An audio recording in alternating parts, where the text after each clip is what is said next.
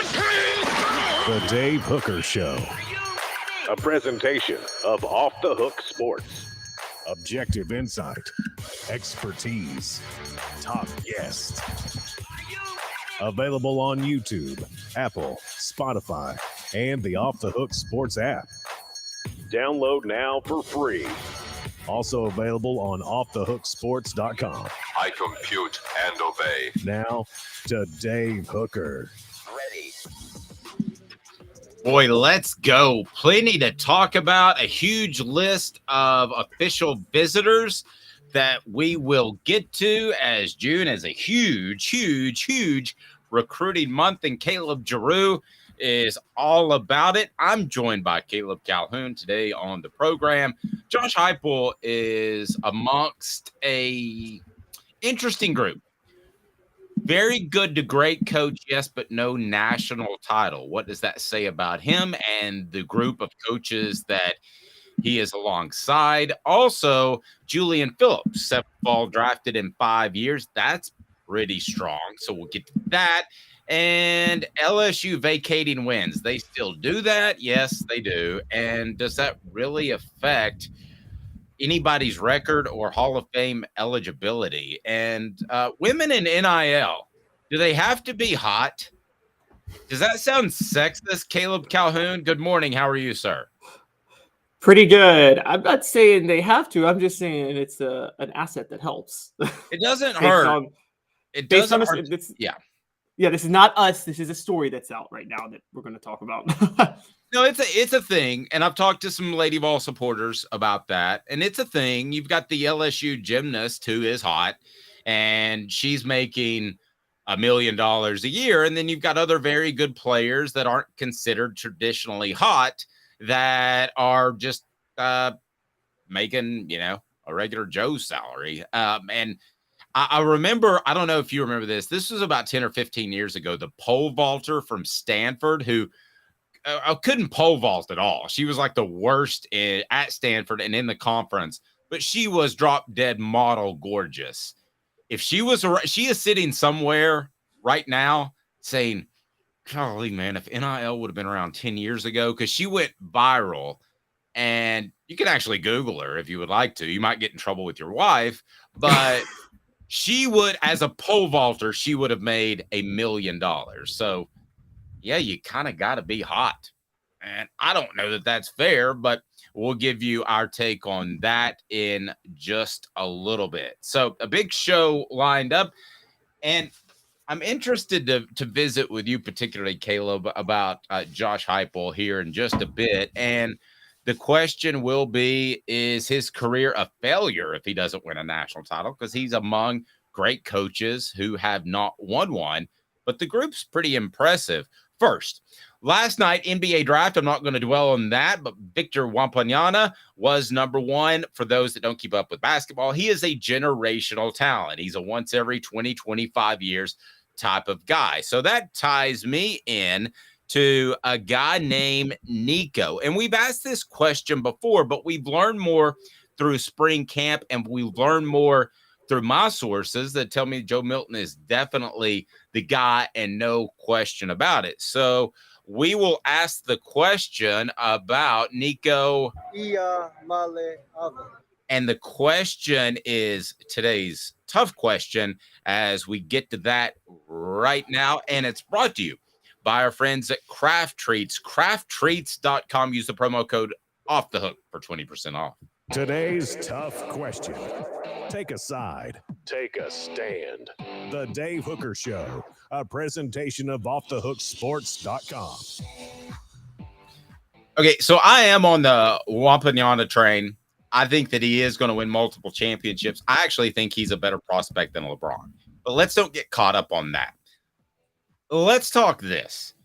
Nico Iamaleava is the highest rated quarterback, arguably in Tennessee football history, to commit to the Vols, and probably the highest rated prospect overall. Now, they didn't really keep track of this with Peyton Manning, so certainly landing Manning, and I would argue Schuler, was as or more impactful to the program.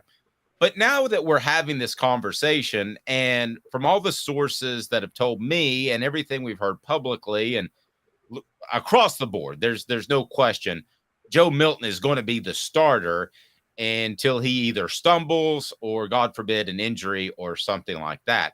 So I look at Victor Wembanyama, and he was drafted last night. Listen, if he doesn't win at least 3 championships, his career is going to be looked at as a failure. Now, he's going to play 16 to 18 years, so we're talking a little bit apples and oranges. But now that we've had spring practice in the rear view, what are fair expectations for Nico Iamaleava? Because they're pretty sky high, but most of the people I talk to think they're reasonable. So I will just ask you this. Give me in a nutshell, and I want this on the message board too. What are fair expectations for Nico Iamaleava? It's Iamaleava. Iamaleava. Sorry. Let me get Nico to do it again. Iamaleava. Go ahead. I get stuck on that so bad. I'm embarrassed. Here we go. All right. So, Nico, say it for me one more time. As it is Nico Iamaleava. Iamaleava. All right. Go ahead. I got 3 names. And he's got to mirror one of these type of careers. Tommy Frazier, Danny Warfel, Tim Tebow. And I've said and what I've talked about consistently is it's very rare when you have a system coach and a system program that lands the quarterback literally crafted for that system. And that's Nico Iamaleava. Lincoln Riley runs a similar system out west at USC and did it in Oklahoma. He's never landed a Nico. He's turned quarterbacks into Heisman winners, don't get me wrong. He's never landed a quarterback like literally cut out for him. Caleb Williams is the closest he's gotten. Nico Iamaleava is more cut out for the system than Caleb Williams. I think even you would agree with that, Dave, right? Yes. I would. Yes. I would agree with that. Travis says, Dave, how do you still mess up Nico's name? I'm never doing that again. Iamaleava. Go ahead. So did I get it that time? I nailed it. You got it. Thank you. You got it. If Caleb Williams, Jalen Hurts, and Baker Mayfield and Kyler Murray can all win, not Hurts, but the other 3, those 3 can all win Heisman trophies, and then Jalen Hurts can be propelled into the highest paid quarterback in NFL history, all based on what they did in the system, because Lincoln Riley went the same system. I think it's very fair to say that Nico Iamaleava should be at a level above all of them. And that's why I name Tommy Frazier, Danny Warfel, Tim Tebow, the 3 quarterbacks that literally went to a system that they were created in a lab to run, basically. I think he should be better than all 3 of those. I think that those are fair expectations, but I'm going to pin you down a little bit here and ask you in terms of championships, in terms of team success. And if you want to throw Heisman in there, you can, but it seems like Tennessee's just cursed for that. So I've got to vote, but there's only so much I can do, kids. So I want to pin you down on expectations, and let me hear it on the message board in terms of championships. And it's brought to you by Craft Treats, crafttreats.com. Use the promo code Off the Hook, get 20% off at Craft Treats on the chill pills or any product with the chill pills. They can help with your pet's anxiety. They can help with your pet's, arthritis, digestive issues. It's awesome. Crafttreats.com. Use the promo code Off the Hook. Please hit that like and subscribe button. Like, thumbs up right now. I'm going to have the bar lower the most. Okay. I'm going to go ahead and tell you that. I think it is win the East. I think those are fair expectations. There's not going to be an East when he's starting. There's not going to be an East. Okay. I think it's go to Atlanta play. Well, okay, that alters it. You're right. There's not an East. Okay. I think you have to play for an SEC championship. You have to be in Atlanta. So essentially winning the East, being the top 2 teams. However that figures out in the pod system, it's going to be straight up, straight down now. So I would say that he has to do that, and Tennessee has to make the college football playoff twice. And that's basically 2 for 2. Because if he doesn't start this year, the other fair expectation is that he's not around for 4 years, right?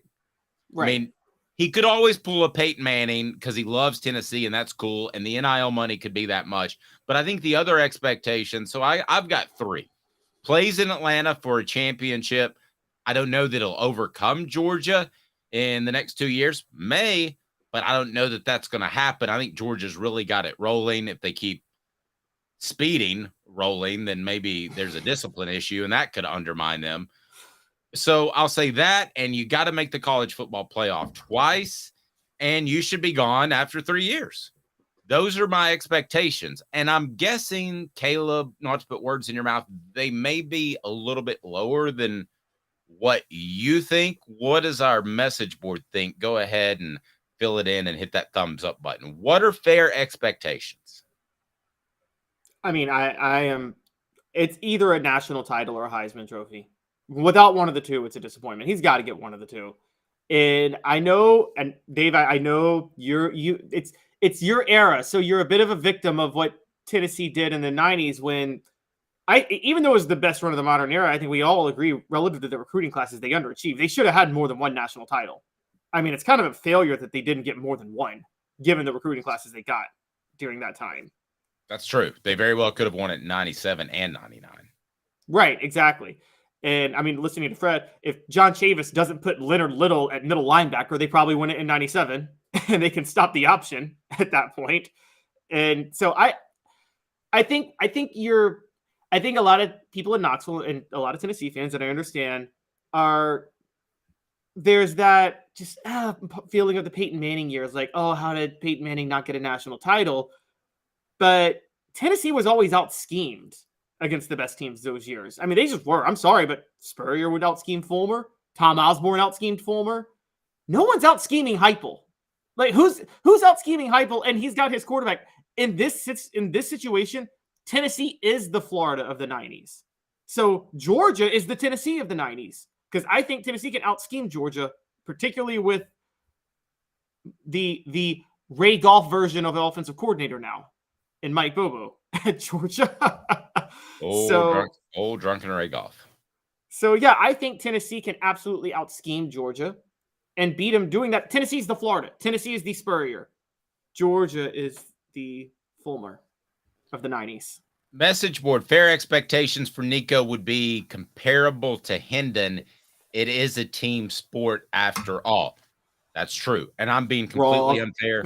Well, with wins and losses, it shouldn't be attached to quarterbacks. Super Bowls, national titles shouldn't be attached to quarterbacks, but they just are. I understand they're one of 22. I get that. But if he put up the same numbers as Hendon Hooker and the team had the same success, which is flirting with a college football playoff and what a top 6 finish when it was all said and done, that ain't good enough. I'm sorry. If that's the conversation we're having in 2000s, heading into the 2007 season, and he's moved on and he's the first pick by the Vikings, that's not good enough. Yeah, particularly when the NIL collective opened the checkbook for Nico. This is the other part that didn't exist back with the other quarterbacks I named. Nico got paid to go to Tennessee. He got paid. We all know it. It's not confirmed, but we all know it's true. This is how it works in the NFL. You get a big contract, your expectations raise a lot. This is why I've always said, Dave, Philly sports fans are my favorite sports fans in all of America. Because I will never forget in 2013, I went to a Phillies baseball game, and Cole Hamels was on the mound, and he pitched a horrible game, and they booed him. And I'm sitting here thinking, Cole Hamels won y'all the World Series. Why are you booing him? My friend who was a big Phillies fan, he's like, yeah, but then we gave him a $100 million contract. We didn't give him that contract because he won us a World Series. We gave him the contract because we wanted him to win us another World Series. And you should be held accountable for what you're paid to do. And Nico, I know it's NIL, so it's not technically a contract. It's basically a contract. He got that money because people wanted him to go to Tennessee. Let's call it what it is. And he got the money so he could deliver for Tennessee. So guess what? He's got to deliver. I'm holding him to a standard. So yours is pretty simple. National title or Heisman Trophy. Mine is you got to play for an SEC championship, and you should make the college football playoff 2 years. And if you do that, I think you walk away, and Tennessee's a knock on the door every single year type of national title contender. So Nico Iamaleava is able to do that. Did I do better that time? Yes. Question, Dave. Okay. Iamaleava. Go ahead. Okay, so what's the best duo of these? And when I mean duo, I mean both equally. Where would Nico and Heupel rank as a duo? And when I mean duo, I mean both equally contributed. There wasn't like one that like mattered way more than the other. So Nico and Josh, compare them to Cam Newton and Gus Malzahn, Tommy Frazier and Tom Osborne, Danny Warfel, Steve Spurrier, Tim Tebow, Urban Meyer. Where do Nico and Josh Heupel rank among them as a duo? Well, they got to win a title first. Well, which duos would you rather have based on what you know than Nico and Josh? Well, I'm an old school run the ball guy. I mean, among that group, I love the physicality of Nebraska. If you want to talk Tom Osborne and Tommy Frazier, I mean, I can't beat that. I mean, I enjoyed watching that. Most people don't. I don't give Werfel as much credit because I think there are probably about 50 quarterbacks across the nation that could have stepped into that role. I mean, he was a great fit, but he didn't have a strong arm. He just did exactly what Steve Spurrier told him. And what was your other trio? Tebow and Meyer, and then Cam Newton and Gus Malzahn. I would say of that group, I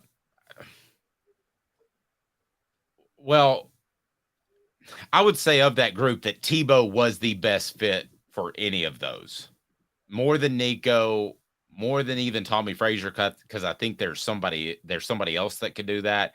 Don't forget this too, that when it comes to Tebow, he was a great leader among a team full of thugs. So he had that going for him. I mean, if they don't have that, that team goes off the rails. I mean, they were killing it for Tebow. It was borderline off the rails. I mean, you had Urban Meyer cursing.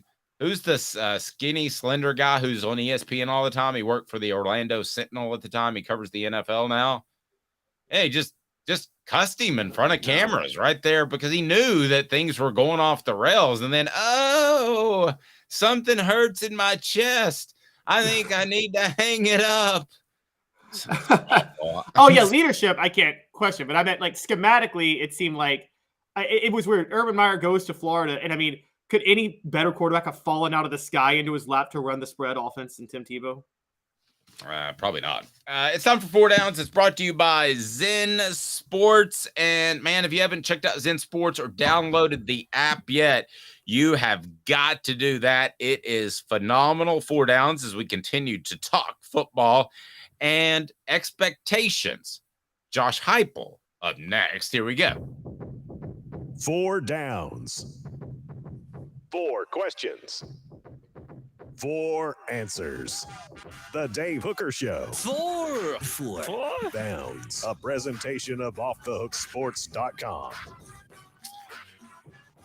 All right, Josh Heupel is one of a handful of college football quarterbacks that has not won a national title. Oh, what did I say? Quarterbacks. He did win one as a quarterback. Yes, he did. Coaches. Maybe that teased something I was about to get to. All right, so I got 4 questions for you when it comes to Josh Heupel and the group that he is in, which is a great group, but he hasn't won a national title yet. So I want to remind you that 4 Downs is brought to you by Zen Sports, the new sportsbook in Tennessee, revolutionizing the way you earn sports betting rewards. That means no more deposit bonuses that turn into deposit nightmares on Zen Sports. What you see is what you get with their cash rewards program. You get a lot of cash. How about that? For a welcome bonus, earn an unlimited 5% cash back on your betting volume for your first 15 days when you sign up with the code HOOKED. That's right, unlimited 5% cash back. Anybody that signs up, just let me know, and I'll hook you up with a Hooker shirt. We've got some of those still to give away. But the promo code HOOK, keep betting, keep earning, with up to 3% cash back on your betting volume every month after that, and refer friends to earn a percentage of their betting volume as cash rewards too. Zen Sports bringing the cash back to Tennessee. So if you bet big on sports, you want to be betting with Zen Sports. Zen Sports betting just got better. So let's turn to Cooper Mays, and we'll go ahead and knock that out with first down. Coop here. First down. All right. Best coach currently that has not won a national title. Give me a handful of cats we can choose from. All right, here's a handful. There's Jim Harbaugh, Lincoln Riley, Brian Kelly. Some people will say Ryan Day, but I'm not making him an option because I just don't think he's a good coach. I agree. Josh Heupel, Sonny Dykes, Lane Kiffin, and Mike Gundy, Mark Stoops, and Chip Kelly could all be in this conversation. I think it's clearly Jim Harbaugh because he's got a team to the Super Bowl. That's pretty difficult. So. And I know that's not college. If you took him out of it, it's hands down Brian Kelly for me.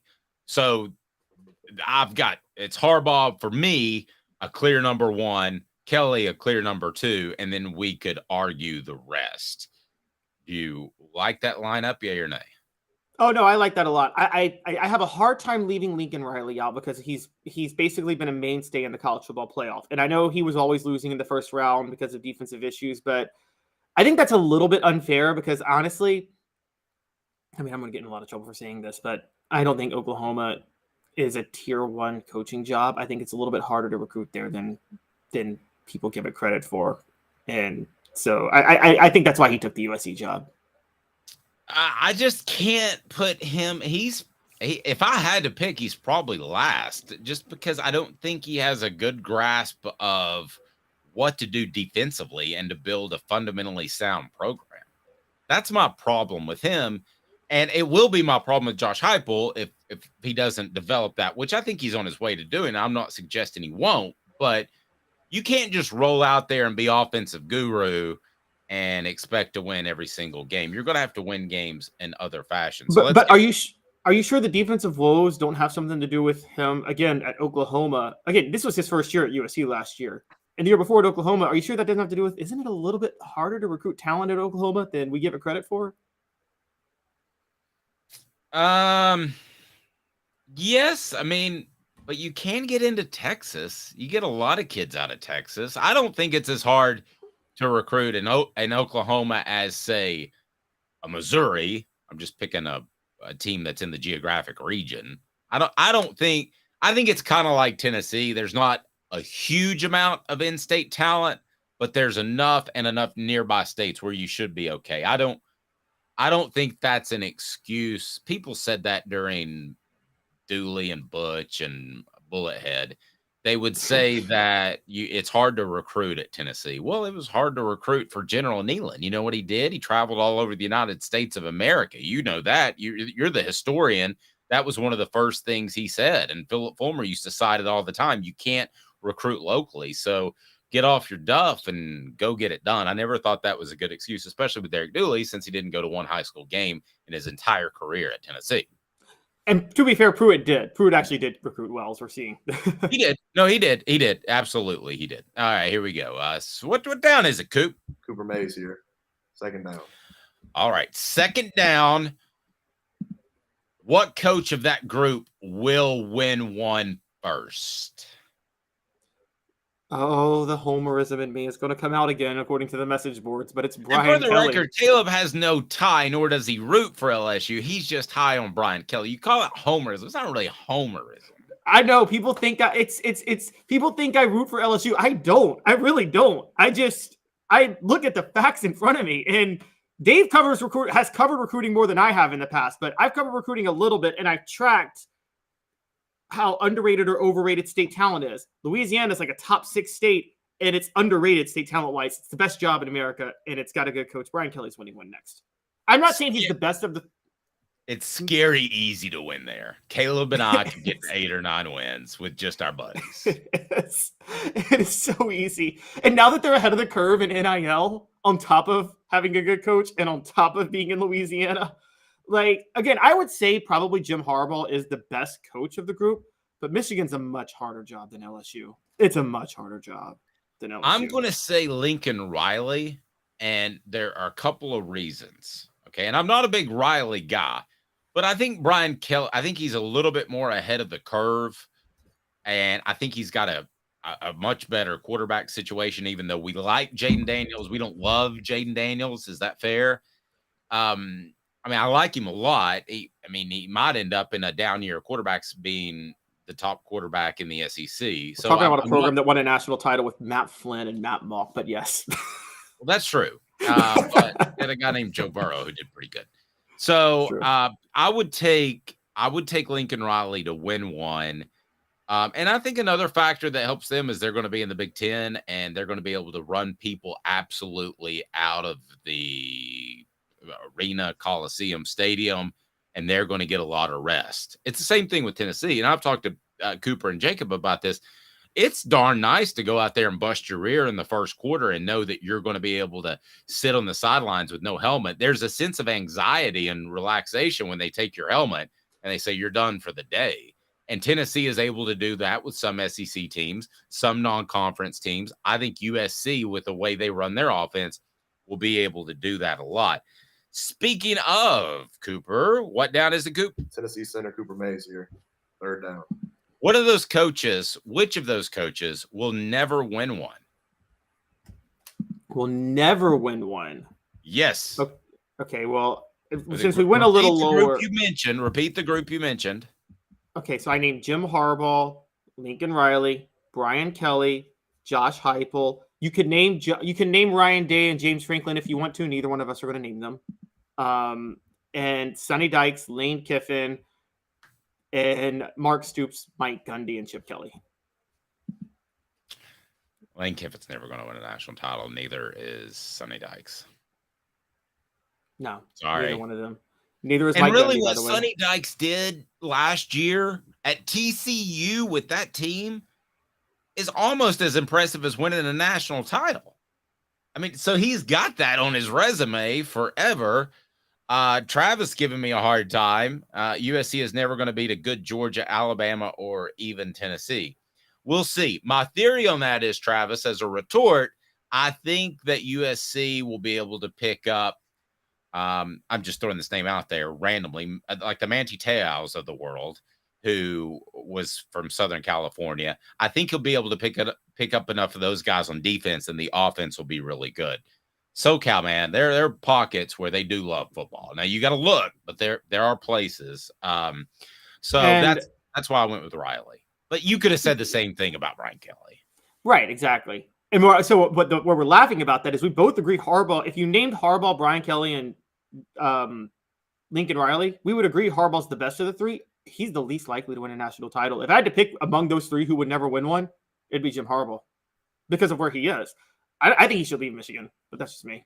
Well, he's also the most likely to get fired. He can't leave Michigan. He's reached out to every NFL team that's had even a sit-on vacancy, and nobody will take him. I think he's the most likely of that group to get fired, and I don't think it's close. He's tough to get along with. He's flirting with the NFL each and every offseason. Tennessee fans, how would you feel? LSU fans, we got a lot of LSU fans and South Carolina fans for whatever reason. How would you feel if Brian Kelly or Shane Beamer is flirting with the NFL each and every year? Now, Philip Fulmer used to do that, but I kind of give Philip Fulmer a pass because he wasn't making life-changing money in the 90s. He wasn't making generational wealth. So push. I don't blame you. But nowadays, everybody's making generational wealth. And Philip Fulmer was also looking out for his assistant coaches. So I don't really hold that against Philip Fulmer. I thought that was leverage. Nowadays, if all of your coaches are making $750,000 plus and you're bringing home $6 million and you're flirting with the NFL every single year, I guarantee you there are people at Michigan that are dying to make a change. And also, right now, Michigan has the second-rate recruiting class for 2024, but they've always flirted in like the 10 to 20 range. You don't think Harbaugh flirting with the NFL is the reason they haven't been flirting with top 5 until now? I mean, I guarantee you that's going around to every other high school kid because right now is lightning in a bottle. There's a lot of negative press about Ohio State because Ryan Day, I think we're all starting to question whether or not he can get it done. So Michigan is uniquely positioned, right, Dave, to go into Ohio and poach a lot of those kids right now. And it's going to be harder for them to do that if Jim Harbaugh keeps flirting with the NFL. Well, and Jim Harbaugh, too, is like almost 60. Yeah. So he was like spending the night with punters at one point in recruiting. Do you remember that story? He spent the night with a guy. They had a sleepover. so he could land a dude. Yeah. Not the way I go about it. When I wanted to work with Caleb, I didn't say, hey, do you think the missus would mind if I hit the couch and we could play Yahtzee all night? And and at least I'm of age. I mean, punters are, high school recruits are. Is this the Neverland Ranch? Isn't that in Michigan? I don't know. I'm really not sure if it was a punter, but it sounds better. You can Google that.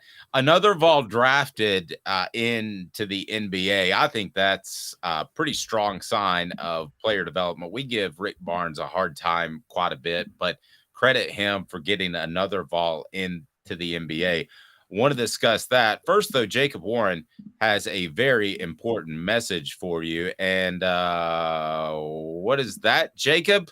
No, let's go with Coop. Cooper Mays here. Hit like and subscribe.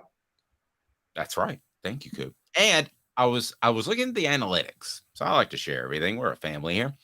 I was looking at the analytics, and our notifications aren't as high as they should be, and that's my fault. So will you take 1 second and please turn those notifications on, because we got Celebrate 98, a Travis coming up very soon that played running back for Tennessee. Maybe you can guess which one. And also Spencer Riley, my first favorite interview of all time. He will be next week. And we got a little Dante Stallworth action. So you got to turn those notifications on. Why Rick Barnes deserves an awful lot of credit in 2 minutes off the Hook Sports. And Craving Wings South North Shore location, where we've heard people say that you can get the best wings in East Tennessee. Pero ¿quién es este? El número 87, Jacob Warren. I'll just do 6 of my sauce 87, please. Imposible, señorita. Dale 6 más. Look at these wings. Perfectas, deliciosas, fantásticas. Man, I don't know what you're saying, but it sounds awesome. How do you say fresh, never frozen in Spanish? Frescas, nunca congeladas. Make your way to Craving Wings and get you 6 más. But what was funny about Cadis, we were a full continuum of care at that time. We had detox, we had inpatient, we had outpatient. So we were doing a lot of the things that we do now. But now we just do them so much better. It's really a simple program, but we're complicated people. I am what I am, and now I got to do something about it. You can take your life back. Call Cadis today. Got cataracts? We can fix that. Never miss another moment. With a little help from Doctors Campbell, Cunningham, Taylor, and Hahn at cctis.com. Do you want to own the more that owns every job? Then get to Vassey Lawn and Garden in Cleveland and get you a Toro. I'm David Vassey, here to talk to you about Toro. With a Toro Zero Turn, you'll get more out of every minute and you'll reach the finish line faster. At Vassey's, we like to say, no matter if you're mowing 3 acres a week or 11 lawns a day, homeowners and business owners alike find confidence in equipment they can trust from top to bottom. Vassey Lawn and Garden, Highway 60 North in Cleveland. Man alive, it's worth the drive. Our family has been creating jewelry since 1986, each piece unique with a story all its own. I'm Rick Terry with Rick Terry Jewelry Designs. I'm a jeweler, and I want to be your jeweler. We're grateful that you chose us to be Knoxville's best jeweler. My family and staff look forward to serving you. So please come see us. Kingston Pike and Campbell Station Road in the heart of Farragut and downtown on Gay Street, right next to the Tennessee Theater. What's up, everybody? This is Jacob Warren, asking you to like, subscribe, and share. Dave needs this. You're listening to The Dave Hooker Show, a presentation of OffTheHookSports.com. The internet is full of pictures of each and every one of you. Available on YouTube, Apple, Spotify, and the Off the Hook Sports app. Download now for free. Is there nothing you people can't do? Also available on OffTheHookSports.com. Message board question: if we considered the negative that Milton balls out the whole season, Nico frustrated and transfers to Tennessee. Might be an issue if Joe Milton had 2 years, but I think that Nico is ready to sit a year, learn, get better. I don't think that's a major concern. Now, if Nico's not happy or something else happens, the Merklinger kid ends up being the next Peyton Manning, then yeah, I mean, he could transfer. I know jerseys are available now with names on them because of NIL, but don't go buying a bunch of them of anybody, because with this transfer portal, who knows, Caleb? I mean, I stopped buying jerseys of players I liked years ago in the pros because, just spoiler alert, when the Grizzlies drafted OJ Mayo, I thought he was the next Dwayne Wade and going to be our sexy superstar, like the flashy guy that like carries the team. And I bought an OJ Mayo jersey. Oh boy, did I get that wrong. That's funny you say that. I liked OJ Mayo a lot. And there's another rule. I think you should always, if you're going to wear jerseys of somebody older than you. That's my rule. Yes. Like I would love, like I found, by the way, we're bringing on Sports Treasures in North Knoxville. And we're very excited about that. I'll tell you more as we go along, but they had a vintage, and it was almost like a sweater, Roger Staubach. And it was like authentic, and you could wear it on a cold day. And I still regret buying that. So I'm going to find out if my friend Zach at Sports Treasures there in North Knoxville can help me out, and we can get one of those. So Tennessee did have a player drafted in the NBA draft. Everybody wanted to talk about Victor Wembanyama. And by the way, the Miller kid from Alabama, what was the debate about him going second? I mean, there are some guys that I can watch in 5 seconds, and I know he's that good. I mean, literally, I saw him last year, and I was like, that guy, if not for the Wembanyama year, is the number one pick in the NBA. So I don't know what that debate was about. You got Scooter Henderson, who I thought, didn't you think Miller was an easy number 2 pick from Alabama? Yeah, I did. I'm not as high on Wembanyama as you are, though, because again, he can't pass to save his life, and that's a really, really, really crucial part of playing the game. If you're a scorer from the wing, Kevin Durant, it's what's plagued him his whole career. How many super teams has Kevin Durant formed, and he's only won 2 rings because Kevin Durant can't pass, and that's kind of he'll win 5 championships. I'm just saying, Wilt Chamberlain couldn't pass either. And he broke every record in the world and only had 2 rings to show for it. I don't know that Bill Russell could pass. Bill Russell wasn't the offense didn't go through Bill Russell. Okay. That's the offense. All right. Yeah. Way off topic. Julian Phillips, 7th Vol drafted in 5 years. That's a surprising stat from Tennessee basketball, isn't it?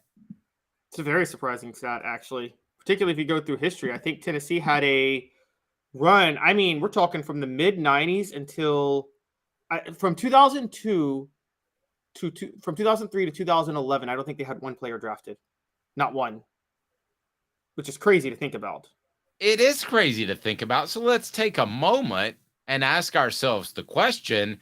And Caleb is actually more anti Rick Barnes than he is pro LSU, and that is Rick Barnes underappreciated? I mean, he's developing talent. Players look at that. I mean, who cares what they do in the NBA if you're a Tennessee fan, right? Players, I think, want to stay and play for him. I don't think we've ever questioned if they played hard. They played tough on defense. We can question a lot of things about Rick Barnes, but is he a little bit underappreciated? No, he's what we knew he was. Rick Barnes is the David Cutcliffe of basketball. You will be developed for the NBA if you play for Rick Barnes. If you want to develop for the NBA, if you're a 3-star fringe, 4-star, right around that area, and you go play for Rick Barnes, after 3 years, he'll develop you into an NBA prospect, aka Grant Williams, Admiral Schofield, people like that. Where he comes up short a little bit is schematics and a little bit of X's and O's, because he sticks to a certain style and a certain philosophy.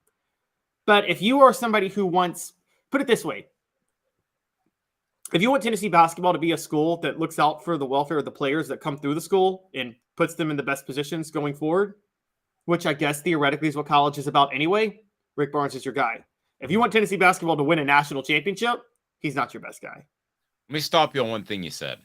David Cutcliffe wins a championship if he's the head coach of the programs with the support like Rick Barnes has had. If he's the longtime coach at Texas and Tennessee, I believe at some point David Cutcliffe, over the course of a 25-year career, wins a national title. Do you think David? He wasn't that big of a recruiter, though, was he? From what I understood, he wasn't that dedicated to recruiting. It wasn't asked to be. He was just asked to get the quarterbacks. It was a really unique setup in that Fulmer did most of the recruiting. But no, I do think he wins a champion. You got to remember, he was in a pro style sense, he was pretty far ahead of the game and what he was doing, and the jab step and the way he would train quarterbacks to look guys open. I think he would have won a national title. But I think Barnes could win a national. No, I think Barnes could win a national title. I'm just saying he's not like, okay, you're starting a program in the 90s and you want to win a national title. Are you hiring Steve Spurrier or David Cutcliffe? Well, I'm hiring Steve Spurrier. Exactly. Yeah. I'm hiring Steve Spurrier. I mean, that's the Mona Lisa versus somebody in an. Are you hiring Tom Osborne or David Cutcliffe? Oh, come on, Dave. Come on. Oh, okay, Tom Osborne. Tom Osborne. But are you hiring Josh Heupel? And now, are you hiring Josh Heupel today or David Cutcliffe back then?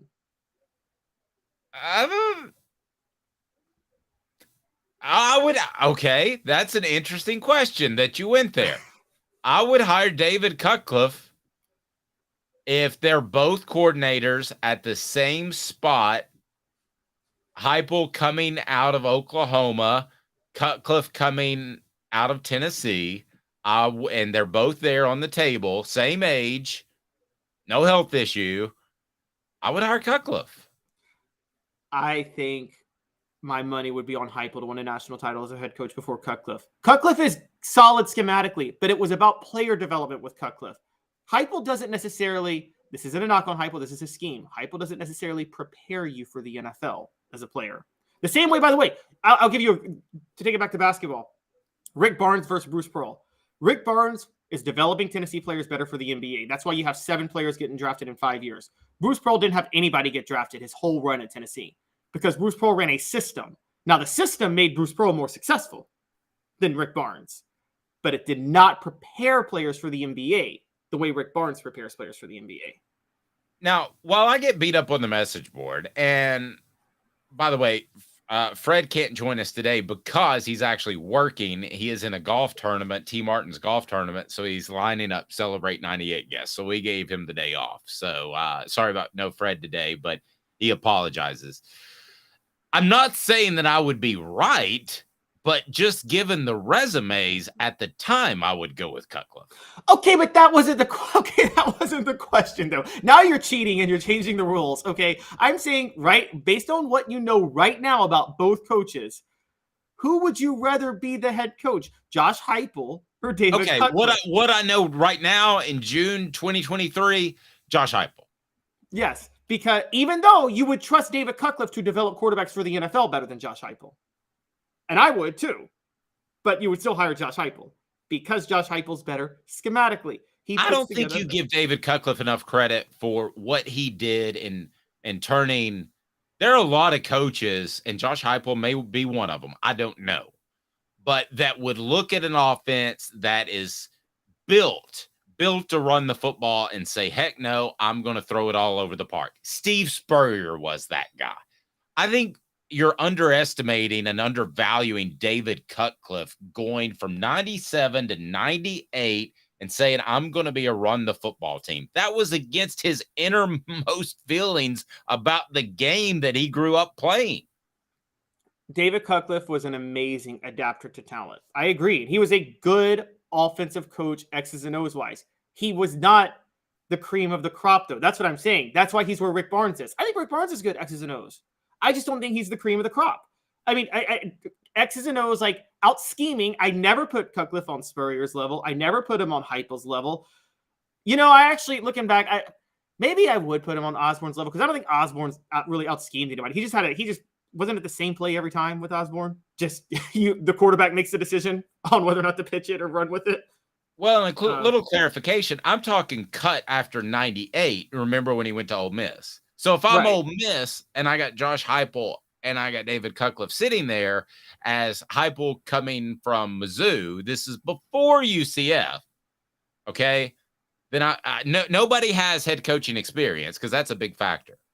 Then I'm going Cutcliffe. You would too. Are you telling me? Based on that resume, no, based on that resume, yes, I'm going Cutcliffe. But I mean, I was still. There would be remember this.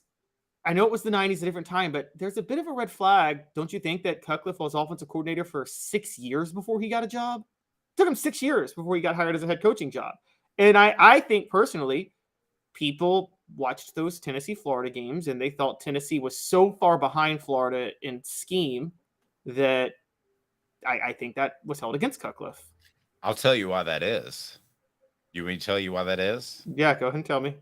First, I'll tell you AndyMasonRealEstate.com. AndyMasonRealEstate.com will save you thousands or tens of thousands of dollars. He's my realtor. He should be yours. Tell him Off the Hook Sports sent you and that you want the best service and the best prices in the biz because that's what he offers. Over 40 years of experience. AndyMasonRealEstate.com.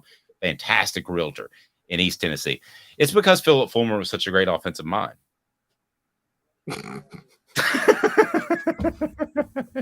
That's the funniest joke you told all day. That's the best joke you told all day. Might be, maybe in my career. There's a chance of that. Gosh. No, I think David Cutcliffe got passed over a lot because I do think Philip Fulmer is highly respected as an offensive line coach. And you got to think too, back then it wasn't about developing the Hendon Hookers or the Peyton Mannings or whatever. It was about putting a fantastic offensive line together. Back then, we thought that I mean, I said it in jest and I was joking, but if you had a guy that could put together an incredible offensive line and was a great recruiter, that was considered a great offensive coach. And Philip Fulmer did that. And he worked like heck. I've got that drop somewhere. We worked like heck. And he worked like How many times did you hear that, Dave, in the press conference? He did the hand pat. Oh, yes, the clap. Oh, my gosh. Some people hated the clap. Well, I actually didn't. Yes. Yeah. People with my last name hate the clap, I would imagine. Oh, Lord. I didn't mind the clap. I felt like that was where Fulmer was at his best, where he knew how to keep his. You just said I didn't mind the clap, but that's okay. No, I said I didn't. Right, just a penicillin shot and you're okay. Oh my gosh. Okay. I did not mind Fulmer's Caleb. I did completely off the rails. I did not mind Fulmer's clapping because I felt that he was doing a good job trying to keep his players composed Philip Fulmer was very much the team. Philip Fulmer very much lived by Nealon's second maxim. If at first the brakes go against you, don't let up. What is it? If at first the brakes don't go your way, put on more steam.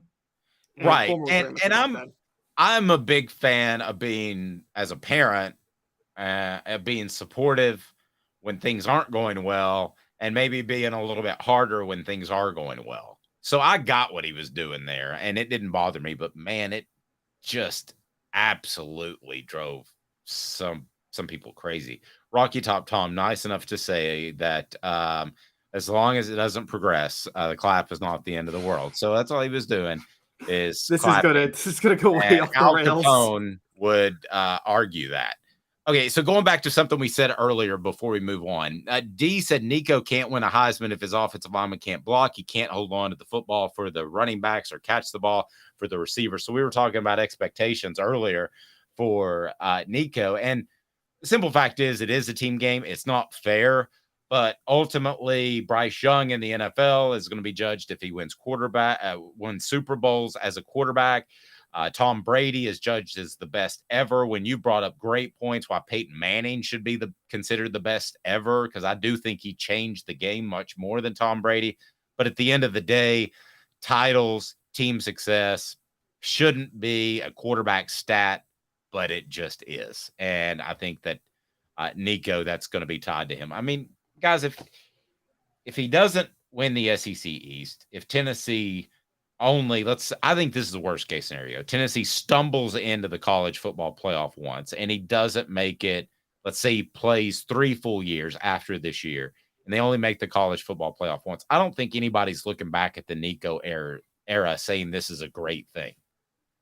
mean, the expectations are different than the Joshua Dobbs of the world, right? Much different. Much different. And by the way, that's another quarterback that is actually a pretty good fit for Mike DeBoer's system, but then, things kind of went off the rails. But talk about single-handedly keeping a coach afloat. There's Josh Dobbs with Butch Jones, and I'm going to say it. Josh Dobbs was Tennessee's modern-day Condrich Holloway, who kept Bill Battle's job afloat. Bill Battle would have been fired years before if Condrich Holloway wasn't there, delaying the fall off of the program. Yeah, I wonder if Butch Jones has ever called Joshua Dobbs and said, "Hey, do you care to come by Arkansas State and help me recruit?" I'm not even joking. I guarantee you he has that type of gall. I guarantee you he's called and he said, I developed you as a quarterback and did a great job. When in all reality, we all know that Joshua Dobbs was paddling his kayak upstream. I mean, that was, for him to be something today, in my mind, still Caleb is amazing given the coaching he had. Yeah, and it's funny you say that. I will never forget Joshua Dobbs, his last regular season game. He won the bowl game, but he lost his last regular season game at Vanderbilt, which cost Tennessee a shot at a New Year's Six bowl. And I will never forget the broadcaster. Dobbs completed his first 15 passes in that game. And Tennessee lost because the secondary couldn't stop anybody. And you finally started to see Dobbs get frustrated in the fourth quarter. And I will never forget the broadcaster, and I don't want to call him out, and I wouldn't anyway, but I don't know his name anyway.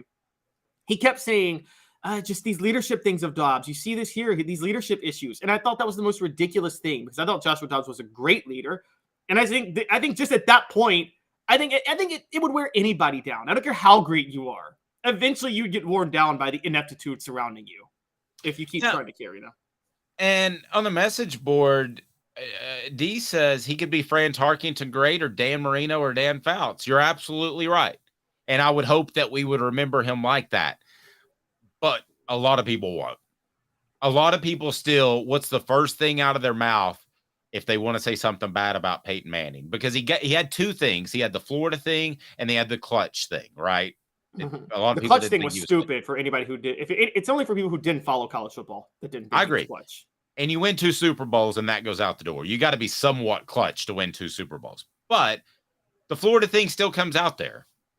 Like how many times did he beat Florida? And now he gets kind of misremembered as he beat them once. No, he didn't. And by the way, also lazy because no one ever brings up the fact that Tennessee's defense gave up 41 points and a half to Florida in 1995. You probably remember that game, right? That they lost 62-30, whatever. Peyton Manning spotted them a 30-14 lead. And the defense gave up 48 unanswered. Absolutely. All right. So I think we've gotten completely sidetracked and have done 2 segments on Nico in June, which is fine with me. And then another one on David Cutcliffe, Rick Barnes, and the clap. And the clap. Okay, the thing that I want to ask you next, if it meant vacating wins, are you cool with Tennessee winning the title, even if they have to vacate it a couple of years? Because LSU is vacating wins. I didn't even know that was a thing anymore. It'll be the age in 2 minutes. Family has been creating jewelry since 1986, each piece unique with a story all its own. I'm Rick Terry with Rick Terry Jewelry Designs. I'm a jeweler, and I want to be your jeweler. We're grateful that you chose us to be Knoxville's best jeweler. My family and staff look forward to serving you. So please come see us. Kingston Pike and Campbell Station Road in the heart of Farragut and downtown on Gay Street, right next to the Tennessee Theater. Hi, Mike Davis here with City Heating and Air, reminding you to always dare to compare. Our team provides quality local heating and air service, installation, and maintenance across East Tennessee. We use only the best equipment like American Standard heating and air conditioning for your residential, new construction, or commercial needs. Honesty, dependability, and customer satisfaction have been the cornerstones of our business since 1961. City Heat and Air. Dare to compare. With all that sun, sand, and salt water, the beach is a very relaxing place. Unless you wear contacts. Ow! Open your eyes to the best the beach has to offer with LASIK vision correction from Campbell Cunningham Laser Center. Do you want to own the more that owns every job? Then get to Vassey Lawn and Garden in Cleveland and get you a Toro. I'm David Vassey, here to talk to you about Toro. With a Toro Zero turn, you'll get more out of every minute and you'll reach the finish line faster. At Bassey's, we like to say, no matter if you're mowing 3 acres a week or 11 lawns a day, homeowners and business owners alike find confidence in equipment they can trust from top to bottom. Bassey Lawn and Garden, Highway 60 North in Cleveland. Man alive, it's worth the drive. These mountains hold and defend a spirit far better than moonshine. A drink that holds flavor that becomes necessity. A hard cider made and relished by folk who are as hearty as they are legend.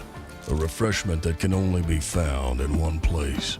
With a taste that makes you say, give me 3 bottles of the good stuff.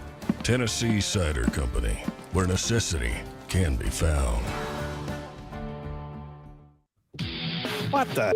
What was he thinking? Release the hounds. The Dave Hooker Show. Keep cool. A presentation of offthehooksports.com. What the H today brought to you by Bassey Lawn and Garden, Man Alive. It's worth the drive. So LSU has to vacate wins that could cost Les Miles Hall of Fame eligibility. Does Les Miles belong in the Hall? That's a whole different question. So what the H's? Are they still vacating wins? Does anybody keep track of that anymore? Does that matter? I mean, it seems so silly to me. The NCAA, I mean, for goodness sake, I mean, unless you're going to walk into LSU's facility, and they do have a tiger there, so be careful with that. Unless you're going to, have you ever thought about having a wild tiger as a mascot that actually lives on campus? It's very odd and shows how much we love football. But anyway, I mean, it's very strange to think about.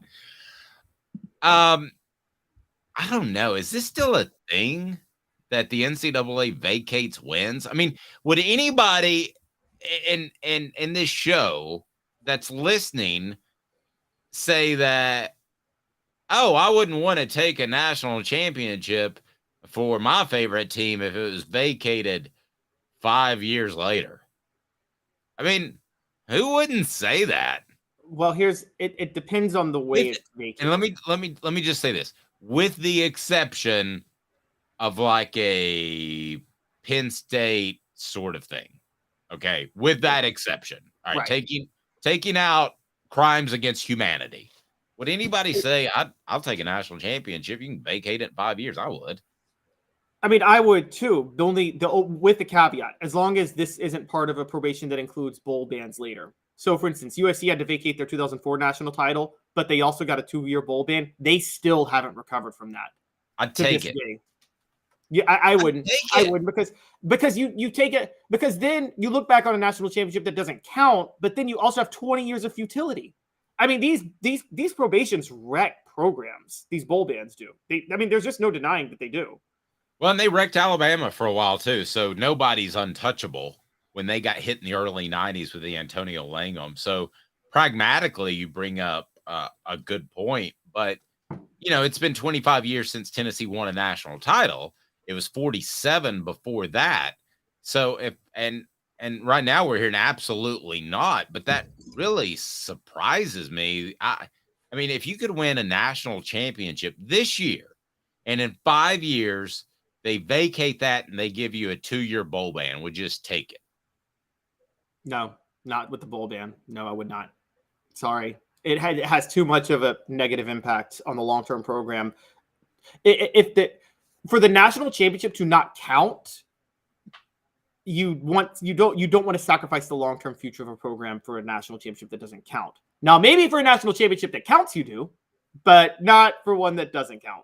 But when you write something, and this came up last year, I was writing something about Tennessee, Alabama. So that 92 game was vacated and technically 93. So Tennessee won, but they didn't win. I mean, you didn't write. Well, if you wrote about that, and you wouldn't this year, it's a series of streaks. Tennessee broke the streak in 93 because Alabama had to vacate a win. You wouldn't write that. No, and it's funny when they count that because, like, those 1995 Tennessee football players weren't celebrating like they had just beaten Alabama 2 years before. They were celebrating the fact that they beat them for the first time in 9 years that night. And it was very clear. I mean, so You're absolutely right. Look, I know this from firsthand because the Memphis Tigers had to vacate their Final Four with Derrick Rose in 2008, the one where they blew the 9-point lead in the national title game. Yes, And Captain Free Throw. Yep, my best friend at the time was like, "Well, they may say it didn't happen, but I remember crying a lot and getting really drunk out of depression. So can I get that night back if it didn't happen?" Okay, so how about this on the message board? I'd rather Monty Kiffin's son, Elaine, come back and hire Jones, Lyle, as his offensive coordinator than to win a title and have it vacated. That's pretty strong. That's not that strong because, quite honestly, I'd be fine with that because Lane Kiffin would never let Butch Jones call a play. So, okay, fine. Hire Jones as offensive coordinator. Lane Kiffin's the one really calling the plays. Yeah, he'd just be the guy in charge of bad haircuts. So if anybody wants a bad haircut, just go to Butch, go to Lyle, and he'll hook you up. He's got this guy that'll do it for $5.85. Exactly. Do you think Lane Kiffin would let Butch Jones near the football at all? No. He didn't let his own brother-in-law near Jonathan Crompton the last half of the season. That's why Jonathan Crompton was so much better in the senior year. And he also didn't let Jim Chaney call the plays, which he might have been proven right on something with that. But yeah, and I asked somebody about that, and I said, it just seems like that Lane spent a lot more time with Jonathan because that's when practice was open than he was previously. And the guy told me, he said, we don't want that out because it would make David Reeves look really bad. Oh, that's my job, is to uncover the truth. So If you read that way back then, I kind of wrote around it. But since it was an off-the-record comment, but it was from somebody that definitely knew, let's put it that way. So David Reeves was phenomenal at lining up hostesses. That should have been his job. He should have been the HC, hostess coordinator. Oh, my gosh. Okay, so question with these vacating wins, because the story that's interesting to me is Les Miles loses Hall of Fame eligibility because of this, unless he comes back and coaches, which no one's going to hire him again because of the toxic situations that happened at Kansas and LSU. I don't even know what happened at Kansas. What happened at Kansas? He was fired from Kansas because of the toxic stuff at LSU, because there was some harassment things that happened at LSU that I don't think involved him, but I think how do you win a national championship and get fired at Kansas?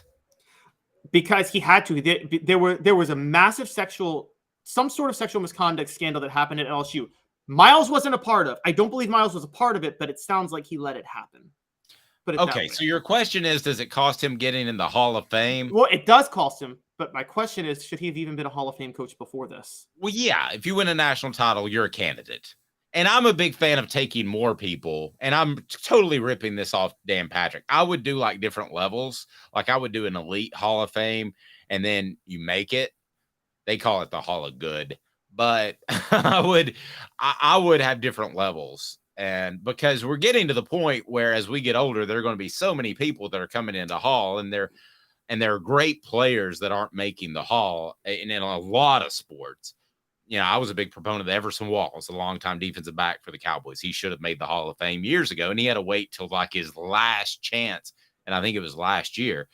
So, yeah, you win a national title in football, aside from crimes against humanity, you should, I don't care if you pay players or not, you should make it to the Hall of Fame. It's a 2-loss national title, though. It's the most asterisk national. Remember what he said? I still can't get over the fact that the voters bought this when he said, "We haven't lost a game in regulation all year." And voters literally haven't lost a game in regulation. Yes, because they lost 2 games in overtime. And voters bought that, and they're like, you know what? You're right. Let's put him in the national title game. Now, to be fair, at the same token, if Oklahoma State doesn't blow a 24-7 lead on a Friday night to Iowa State in 2011, Les Miles has 2 national titles, because then LSU plays Oklahoma State for the national title rather than a rematch with Alabama, and we know they would have beat the brakes off that Oklahoma State team. But Travis asked a good question that I've been actually kicking around in my mind. The talent gap. We've seen such a different talent gap in 50 years. Are we going to see another talent gap, or are we maximizing what humans can do? Because I'll tell you this, when I talk to Jacob and Cooper, both on and off the record, I don't mind sharing this because I don't think they would care. They so care about their bodies and they do not, and I believe this wholeheartedly, that to be elite, you have to care about your body, and you're not going out and partying like guys did in the 90s. I mean, we would see players out partying. You know, I think we're about to maximize what a human can do. Now you'll have your freaks like Victor and Wembanyama. You'll have your freaks, but aren't we close to maximizing what people can do?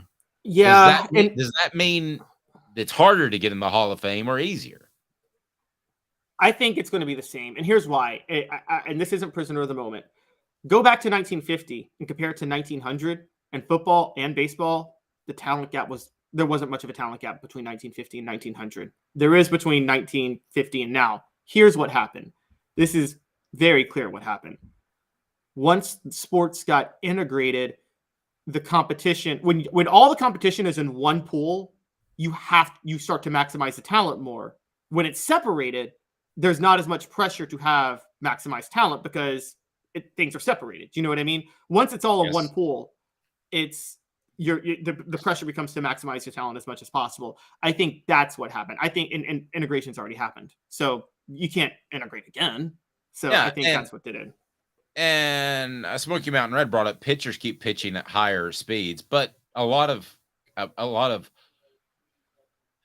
parents are going in and going for elective Tommy John surgery at 14 years old, which those parents should be beaten.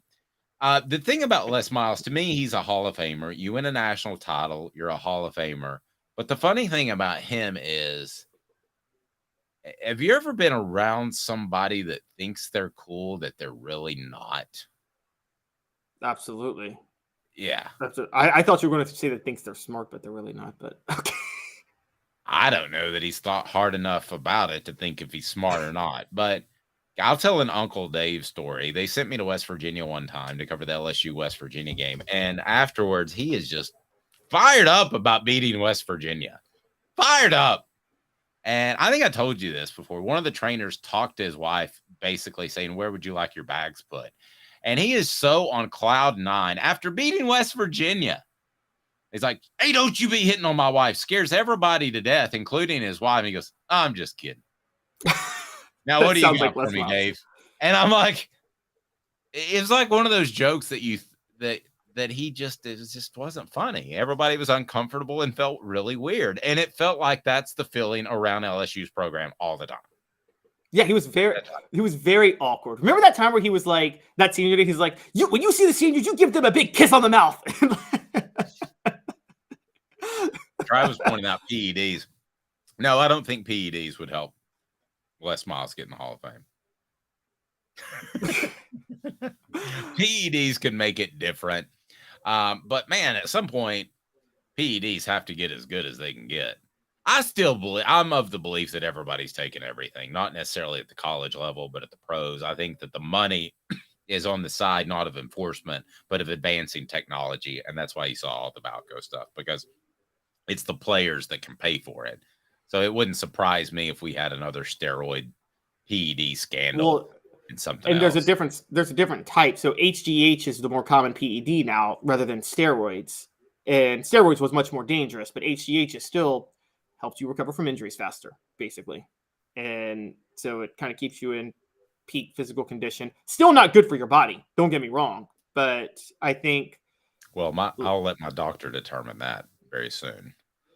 Well, no, I mean, it's no. As you're older, as you hit a certain age, it is prescribed often for men. But like when you're taking it at 20 or 18 and taking it long term, yeah. So let's go ahead and do a full medical review of Dave Hooker. Anybody on the message board on testosterone, and would you recommend it? Because I'm doing pretty good, but I've thought about it. Basically, I've heard that it helps you sleep. That's what I've heard. Yeah, that's the first thing everybody at the gym tells me is that, man, you will sleep so much better. And I absolutely can't sleep at all. All right, I got an NIL question for you. And I want to say this as nicely as I can. Speaking of feeling testosterone. Yes. Try. Oh, cool. Oh, man, mixed reaction. We've got I am and I love it. And I was and I had a bad reaction. Oh, guys, We got to be stronger than 50-50. I mean, we don't even want to be 70-30 on me and injecting hormones into my body. All right, so I'm sorry, ladies. You got to be hot to get NIL money. And this is a big thing. And I know that the Lady Vols, I know that they've gotten frustrated by the lack of NIL money. You know, you're talking a few thousand here and there, as opposed to perhaps millions with a guy like Nico. And you've got the LSU gymnast who's making over $1 million. It's not fair, but that's just where we are. And I don't know what kicked off this conversation, but it's something that Caleb, you mentioned you wanted to talk about.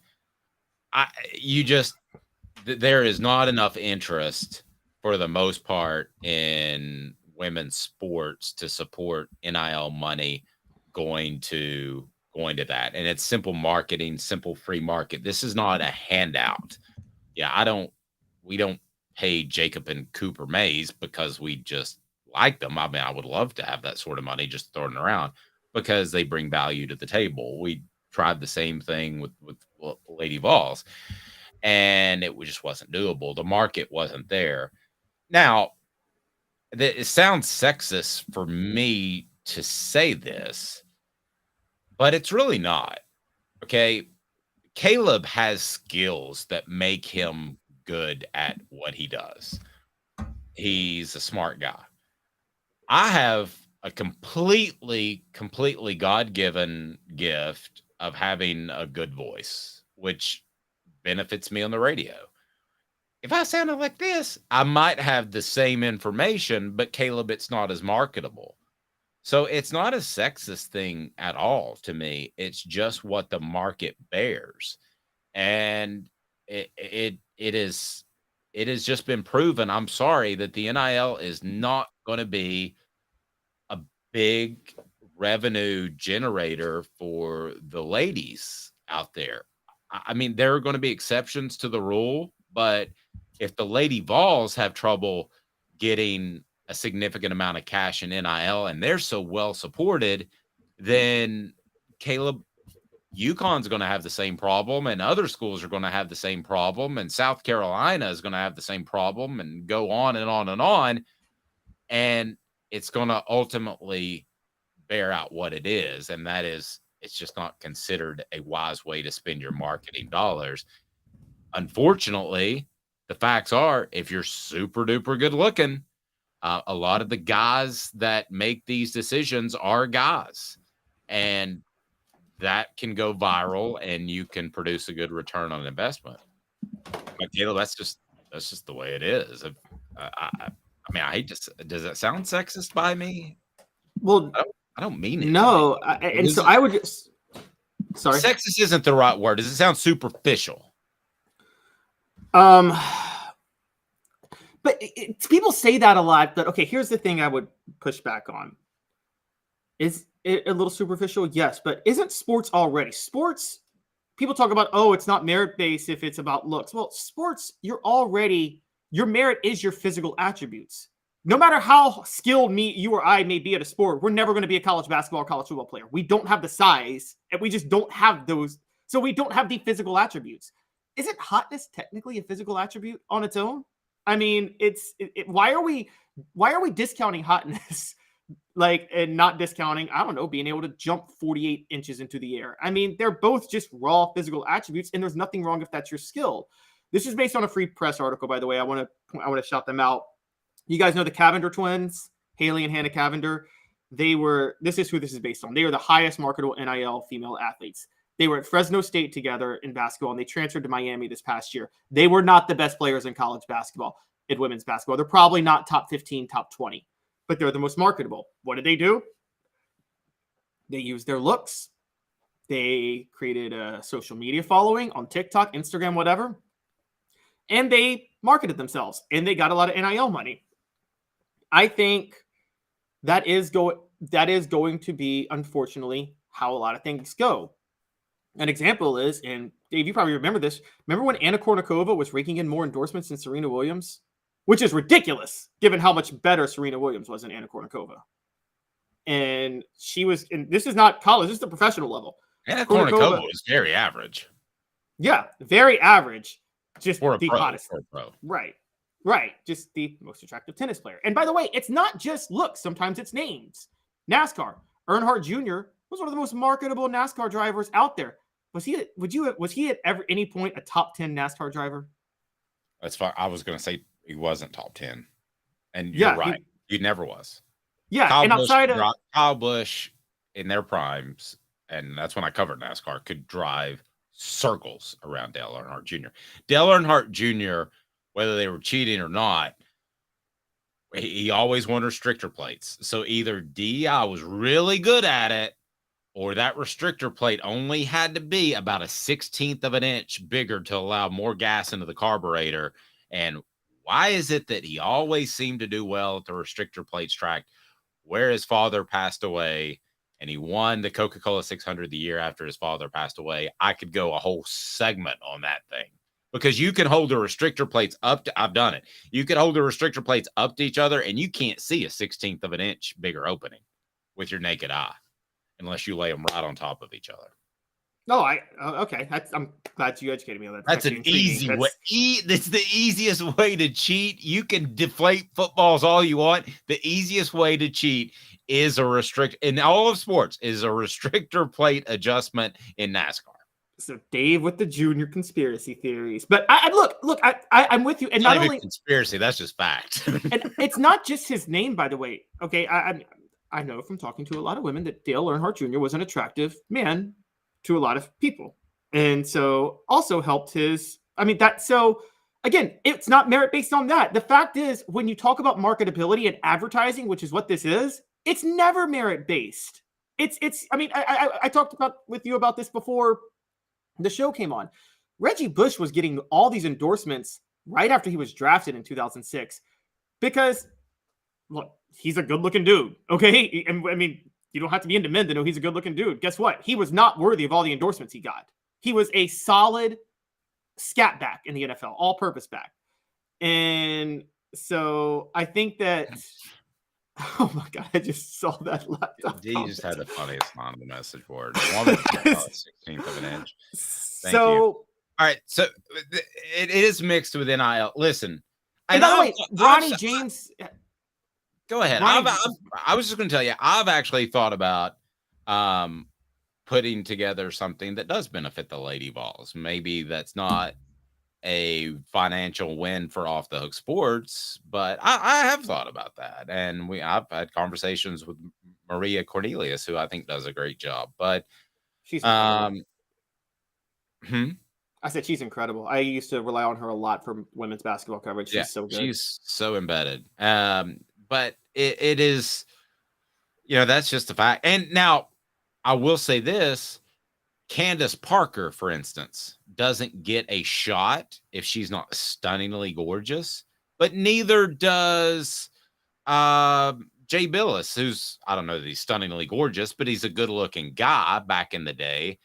And as it turns out, Candace Parker's phenomenal. Phenomenal. She's one of the best. Other than Barkley, I think she's as good as there is. I think she's better than Shaq. Yeah, that question is, how did Shaq ever get that job? Because he's horrible. Yeah, he mumbles a lot. Now, how about this?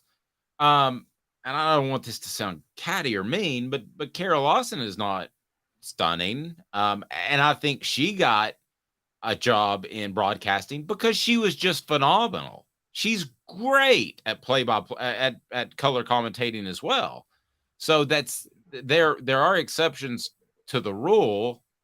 But I just think for the most part, when the NIL money, when you're talking about what people want to spend, the ESPNs and the broadcasters of the world, they have to at least come across as, if you want to use the word woke or whatever word you want to use, but they have to come across as open-minded to use women. So that's probably what gives Candace Parker and the Kara Lawsons the shot in the first place. Turns out they were awesome, and they're as good as most men out there, if not better. But to get those NIL deals, there's not nobody knows if Kroger's turns down the Lady Vols. You see what I'm saying? You know, if ESPN has just got a bunch of white dudes that are up there, but you don't know if Kroger's turned down the Lady Vols because they find them less marketable than spending money on Nico.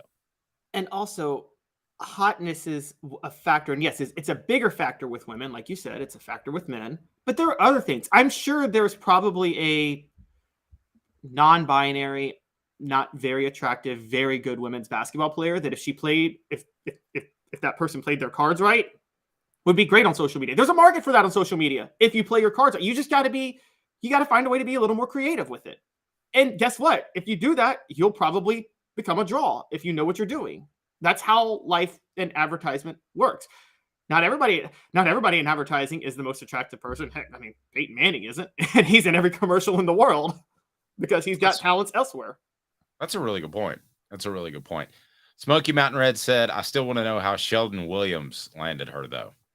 Talking about because Candace Parker was found out later in life she wasn't really into men, so she didn't understand taste, because she was also, for those who don't remember, she was also with Stanley Asumnu. Who remembers that one? There is not a meaner way to throw Sheldon Williams under the bus. So, I mean, poor Sheldon Williams with his eyes on the side of his head. Yes. So basically what you're saying is because she did not understand men whatsoever that she found Sheldon Williams attractive. That's what you're saying. Yes. She thought societal norms told her that she should find Sheldon Williams attractive. So this has been a special show. We'll leave you on that note. He's Caleb Calhoun. I'm Dave Hooker. Have a fantastic day, weekend, whenever it might be. And I tell you what, Caleb's got you for next week. I'm going to try a little vacay, but I will be doing the Celebrate 98 series. So looking forward to that. Travis Stevens coming up. Please turn your notifications on. We appreciate that. Like a stanza. I turn them back. All right. He's Caleb Calhoun. I'm Dave Hooker. This has been a presentation